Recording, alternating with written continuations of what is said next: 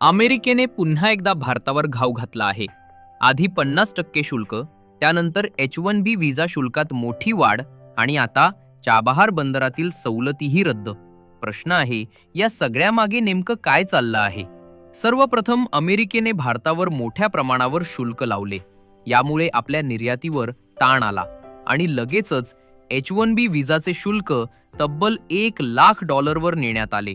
हा धक्का केवळ कंपन्यांनाच नाही, तर हजारो भारतीय तरुणांच्या स्वप्नांना थेट बसला.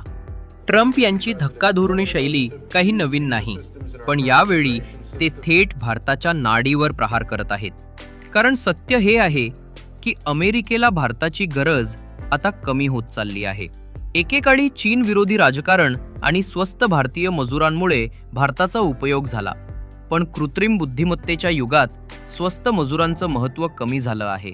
आज संपूर्ण जगात राष्ट्रवादाच्या लाटा उसळल्या आहेत. मग अमेरिका भारतीयांचा वाढता वावर किती सहन करणार? अमेरिका एकटी नाही, कॅनडा, ऑस्ट्रेलिया, इंग्लंड, अगदी युरोपातील देशही भारतीयांवर निर्बंध आणत आहेत. भारतीयांविरोधातील नाराजी आता उघडपणे दिसू लागली आहे, कारण स्थानिकांना वाटतं स्वस्त मजुरांच्या ओघामुळे त्यांच्या रोजगारावर गदा येते. ही नाराजी कधीकधी हिंसाचारातही रूपांतरते. ऑस्ट्रेलिया आणि अमेरिकेत भारतीयांवर झालेल्या हल्ल्यांच्या घटना याचं उदाहरण आहेत. त्यामुळे प्रश्न असा उभा राहतो की भारतीय कामगारांना जग आता पूर्वीसारखा आनंदाने स्वीकारत का नाही?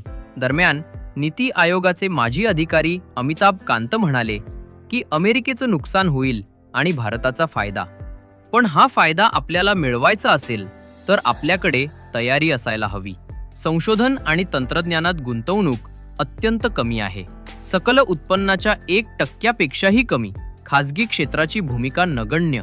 मग अचानक फायदा मिळवायचा असेल तर तो शक्य कसा? या सगळ्यात सर्वात मोठा धक्का म्हणजे चाबहार बंदर. पाकिस्तानला वळसा घालून व्यापार करण्याची सुवर्ण संधी होती, पण अमेरिकेच्या दबावामुळे भारतीय कंपन्यांना मिळालेल्या सवलती आता संपल्या. जवळपास $50 कोटी भारतीय गुंतवणूक धोक्यात आली आहे. फक्त गुंतवणूक नाही, तर पश्चिम आशियातील आगामी व्यवसाय संधीही हातातून निसटण्याची भीती आहे. परराष्ट्र मंत्रालय म्हणतं, या व्हिसा शुल्क वाढीमुळे मानवी समस्या निर्माण होईल. पण खरी समस्या कोणाला? 71% H1B धारक भारतीय आहेत. त्यामुळे थेट फटका आपल्यालाच बसणार आहे.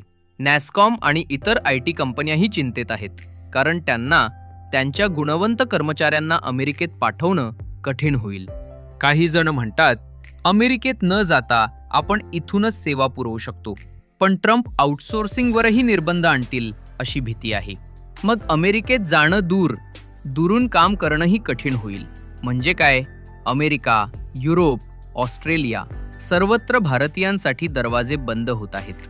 ही भारतासाठी गंभीर आर्थिक आणि कूटनीतिक अडचण आहे. आणि म्हणूनच प्रश्न आता सरळ आहे. अमेरिकेचे हे ट्रम्प त्राटक थांबवायचं असेल तर भारताने स्वतःला सिद्ध करावं लागेल. व्यापार कराराचा गुंता सोडवणं, तंत्रज्ञान आणि संशोधनात गुंतवणूक वाढवणं आणि स्वतःची ताकद उभी करणं. कारण आज जग भारतीय मजुरांना वेगळ्या नजरेने पाहत आहे. ट्रम्प हे केवळ निमित्त, खरी कसोटी आपली आहे. भारत तयार आहे का?